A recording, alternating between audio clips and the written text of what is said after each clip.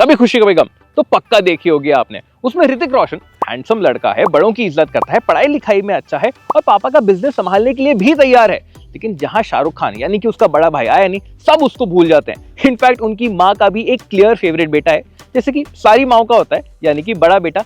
और ये बात मैं पर्सनल एक्सपीरियंस से भी बता रहा हूँ। बिल्कुल वैसी ही कहानी है इन दोनों की भी। यह है KTM 250 एडवेंचर और यह है 390 एडवेंचर X। एक ओवर अचीविंग बड़े भाई के सामने लोग इस छोटे भाई को भूल ही चुके हैं। लेकिन क्या इसका मतलब यह है कि इस छोटे भाई में कोई भी काबिलियत नहीं? जी नहीं। और अगर आपको एक बड़े 400 सीसी इंजन की जरूरत नहीं है तो क्या 45,000 रुपए तक बचा के 250 लेना कोई फायदे का सौदा है भी? चलिए आज यही पता लगाते हैं इस रिव्यू में। दिखने में ये दोनों बाइक्स आइडेंटिकल हैं, मेरा मतलब है एग्जैक्टली सेम। यानी कि हर पैनल, हर नट बोल्ट, इसका headlamp, fly screen, seat, tank, tail light, सब कुछ आप समझ ही गए होंगे। लेकिन ना जो पेंट स्कीम्स है ना वो मेरे को 250 की ज्यादा पसंद आती हैं। इसमें व्हाइट ज्यादा है, ऑरेंज कम है, ये दिखने में ज्यादा सटल और ज्यादा अच्छी लगती है। तो भले ही आप 250 के साथ जाइए या 390X के साथ, रोड प्रेजेंस आपको आइडेंटिकल मिलने वाली है। मैकेनिकल कंपोनेंट्स एग्जैक्टली सेम, इन दोनों की चैसी एकदम सेम बनाई गई है। इसके अलावा जो सस्पेंशन है वो भी सेम है। सामने की तरफ आपको एडजस्टमेंट नहीं मिलता, पीछे की तरफ आपको एक प्रीलोड एडजस्टमेंट मिल जाता है। ट्रैवल भी दोनों बाइक्स का आपको बिल्कुल सेम मिलने वाला है। इसके अलावा जो टायर्स हैं, सामने की तरफ एक 19 इंच है, पीछे की तरफ एक 17 इंच है।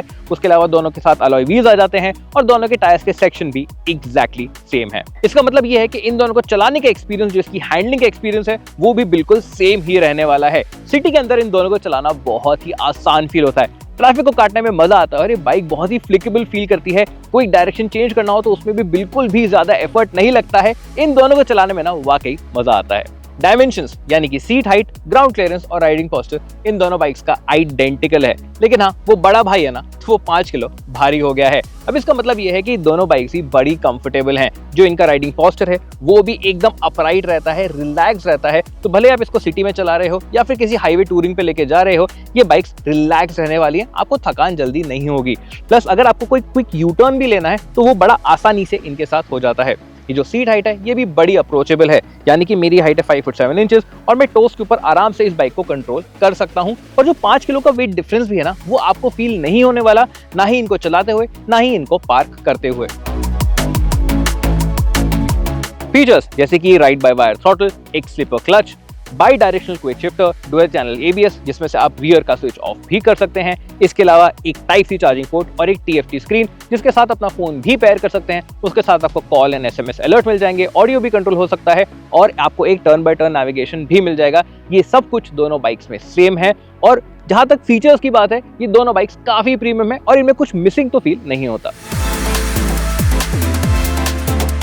ये तो हो गए सिमिलैरिटीज। अब इनके डिफरेंसेस पे ध्यान देते हैं। ये सिर्फ 2 ही हैं लेकिन बहुत इंपॉर्टेंट है। सबसे पहले आता है इसका बड़ा इंजन जो कि 15 PS ज्यादा पावर और 14 Nm ज्यादा टॉर्क बनाता है। और ये कोई छोटा मोटा डिफरेंस नहीं, इस 250 से एक सिग्निफिकेंट जंप है। इसके अलावा आता है 390X का ज्यादा कॉम्प्रिहेंसिव इलेक्ट्रॉनिक पैकेज। इसके अंदर आपको cruise control, cornering ABS, switchable traction control और 3 राइड मोड्स भी मिल जाते हैं। और ये सब साथ में मिलकर आपको एक बेटर सेफ्टी ऑफर करते हैं। तो अब तक तो आप समझ ही गए होंगे कि इन दोनों बाइक्स के बीच में जो मेजर डिफरेंस आने वाला है वो इनके राइडिंग एक्सपीरियंस में ही आने वाला है। तो चलिए अब उसके बारे में बात कर लेते हैं। ये 250 एडवेंचर है ना, ये बाकी KTM जैसी KTM नहीं है। यानी कि इसका जो परफॉर्मेंस है वो एक्साइटिंग नहीं है। हाँ, ये एफर्टलेस तो है लेकिन थोड़ा सा लेड बैक है। ये बाइक आप तब एंजॉय करोगे जब आप में पेशेंस हो। जो स्पीड्स हैं वो आराम से बिल्डअप होती हैं। ओवरटेक्स भी बिल्कुल एफर्टलेस नहीं है, उनके बारे में भी थोड़ा सोचना पड़ता है कि आप कौन से गियर में हो या कितना थ्रॉटल देना है। हाईवे पे भी क्रूज करना है तो इसको थोड़ा रिलैक्स क्रूजिंग ज्यादा पसंद है। और ये सारी चीजें यार कोई प्रॉब्लम नहीं है। इनफैक्ट इस बाइक की एक अच्छी क्वालिटी है क्योंकि हर कोई नहीं चाहता कि उसकी बाइक फास्ट हो। अब मैं ये नहीं बोल रहा कि ये 250 एडवेंचर एक स्लो मोटरसाइकिल है।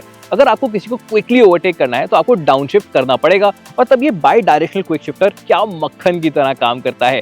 अगर आपको इसको थोड़ा फास्ट चलाना है, थोड़ी मस्ती करनी है मोटरसाइकिल पे, तो थ्रॉटल को पूरा खोलना पड़ेगा और तब ये बाइक फास्ट भी फील होती है। लेकिन ये सब कुछ करते हुए ना, ये लगने लगता है कि बाइक थोड़ा अपने कंफर्ट जोन से बाहर जा रही है।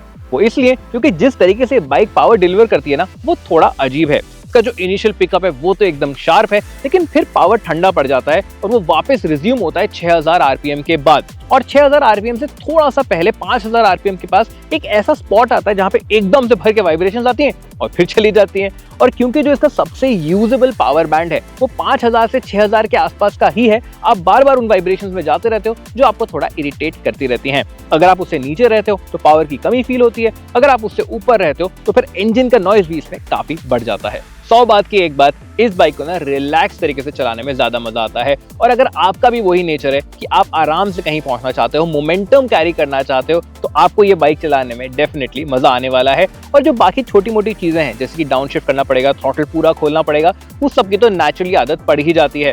और हाँ, वाइब्रेशन की मैं अगर बात भी करूं तो ये 250 डेफिनेटली 390 से ज्यादा रिफाइंड फील होती है, बस उस एक स्पॉट को छोड़ के। 390 एडवेंचर एक्स में पावर की कमी? तौबा, बिल्कुल भी नहीं। बल्कि ये जो इंजन है ना, ये बड़ा ही वर्सेटाइल भी है। अगर आप इसको लो स्पीड पे चलाना चाहते हो आराम से 250 एडवेंचर की तरह, तब ये सिटी के अंदर भी उतना ही काम और कंपोज फील करेगा। आराम से ट्रैफिक में सिट करेगा, आराम से रोल भी करता रहेगा। लेकिन जब किसी ओवरटेक के लिए आप वो थ्रॉटल रोल करोगे, तब जो इसमें पुल आता है, वो जो पावर आता है ना, वो आपको कॉन्फिडेंस देता है कि आप किसी भी गैप के अंदर जा सकते हो। और अच्छी बात यह है कि इसका जो एक्सेलरेशन है ना, वो ओवरवेलमिंग फील नहीं होता है। जब आप पूरा थ्रॉटल खोलते भी हो तो पावर एकदम स्मूथली आती है और आपको घबराहट नहीं होने वाली है। और अगर आपको थोड़ा और शार्प थ्रॉटल रिस्पॉन्स चाहिए, थोड़ा और क्विकली पावर चाहिए, तो आप इसका ऑफ रोड मोड यूज कर सकते हो, जो कि सबसे ज्यादा एग्रेसिव रहने वाला है। हाईवेज पे टूरिंग भी करना है तो इसकी क्रूजिंग स्पीड्स लगभग 10-20 kmph 250 से ज्यादा रहने वाली है। 390 एडवेंचर एक्स के साथ आपको इतना परफॉर्मेंस मिल जाता है कि आप इससे बोर तो नहीं होने वाले हो। भले ही आप इसको 5 साल 7 साल भी अपने साथ रख लो, तब भी आपको अपग्रेड करने पे मजबूर तो नहीं करेगी। जो 250 का परफॉर्मेंस है ना, वो आपको लगभग 1.5 से 2 साल में ही एक अपग्रेड के बारे में सोचने पे मजबूर कर सकता है। अब आपको लग रहा होगा कि क्योंकि 390 एडवेंचर एक्स ज्यादा तेज जाती है तो इसमें हीटिंग भी ज्यादा होती होगी, विच इज ट्रू। लेकिन यहाँ पे हीटिंग का कोई इश्यू नहीं है। जो इसका हीट डिसिपेशन है वो काफी अच्छा है। 2 फैन लगाए गए हैं तो कभी भी आपको इवन इन ट्रैफिक भी ये फील नहीं होता कि आपके टांगे जलने लग जाएंगी। लेकिन एक बात का आप जरूर ध्यान रखिएगा, जब आप इसको मानसून में चलाएं या फिर किसी कीचड़ वाले इलाके से लेके जाएं, तब ये जो फेंडर है इसकी वजह से बहुत सारा कीचड़ इसके रेडिएटर पे जाके चिपक जाता है, जिसकी वजह से दोनों ही बाइक्स में आपको हीटिंग का इशू आने लग सकता है। तो जब भी ऐसा हो, बस क्विकली आपको एक पाइप लेना है और रेडिएटर को धो देना है और ये इशू भी सॉल्व हो जाएगा। फाइनली, अगर ये एक्सपीरियंस मुझे सम अप करना है ना, तो मैं आपको इतना बोल सकता हूँ कि ये जो 390 एडवेंचर एक्स है ना, आप इसको 250 एडवेंचर की तरह भी रिलैक्स होकर चला सकते हो, लेकिन उस 250 एडवेंचर को इस 390 एडवेंचर एक्स की तरह एक्साइटिंग वे में नहीं चला पाओगे। और एक लॉन्ग टर्म ओनरशिप है ना, ये बात आपको थोड़ी थोड़ी चुभनी शुरू हो जाएगी। 390 एडवेंचर एक्स 250 एडवेंचर से थोड़ी सी ज्यादा कंफर्टेबल है। शायद ये इसके 5 किलो एडेड वेट की वजह से है, लेकिन जब भी आप किसी खराब रास्ते पे से जाएंगे तो ये बम्प्स को लगभग 15 से 20% ज्यादा बेटर अब्सॉर्ब कर पाती है, यानी कि आपको एक ओवरऑल ज्यादा स्मूथ राइड इसमें मिल पाती है। ओवरऑल अगर मैं बात करूं तो ये दोनों ही बाइक्स काफी कंफर्टेबल हैं। अगर आपको किसी खराब रोड पे से जाना है या स्पीड ब्रेकर के ऊपर से जाना है, आप उड़ते हुए उनके ऊपर से जा सकते हैं।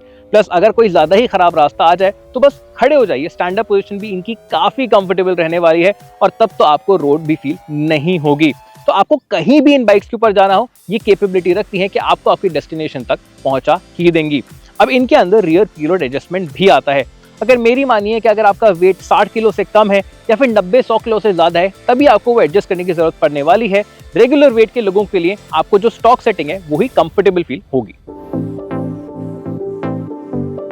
अगर मैं K3G के बारे में वापस सोचूं तो शाहरुख खान भी हैंडसम लड़का था, बड़ों की इज्जत करता था, पढ़ाई लिखाई में अच्छा था और फैमिली बिजनेस संभालने के लिए भी तैयार था।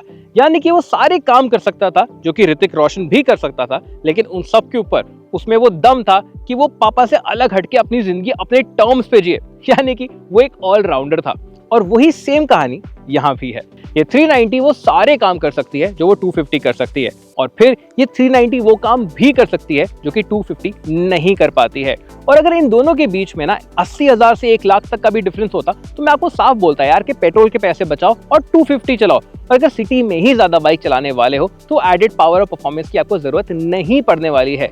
लेकिन इनका जो फर्क है वो सिर्फ 40 से 45 हजार का ही है, और EMI के अंदर तो वो ज्यादा फर्क आपको पता भी नहीं चलने वाला है। और इस एक्स्ट्रा कॉस्ट के लिए आपको एक ऐसी मोटरसाइकिल मिल रही है जिसके साथ आप ज्यादा लंबे ड्यूरेशन के लिए खुश रह पाओगे।